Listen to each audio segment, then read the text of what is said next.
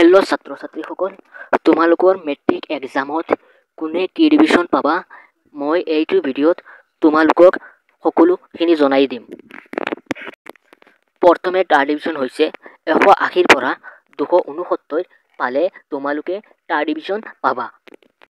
আৰু second division পাবলৈ তোমালোকে 270 পৰা 359 পালে তোমালোকে ছেকেণ্ড ডিভিজন পাবা।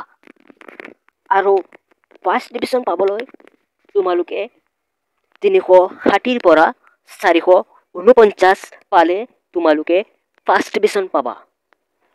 আৰু তোমালোকে ষ্টাৰ পাবলৈ তোমালোকে পাব লাগিব 450 পৰা 509 পাব লাগিব।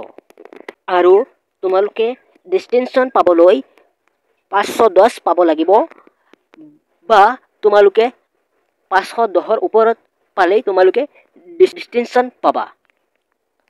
আৰু তোমালোকে জানাই যে এইটো কথা 80 নম্বৰ পালে লেটাৰ, এখন বহীত 80 নম্বৰ পালে তোমালোকে লেটাৰ ৰাখিব পাৰিবা। আৰু ছাত্ৰ ছাত্ৰীসকল, তোমালোকে এইটো ভিডিঅ' তোমালোকৰ লগৰবোৰৰ লগত শ্বেয়াৰ কৰি দিবা আৰু চেনেলটো ছাবস্ক্ৰাইব কৰিবা তোমালোকে।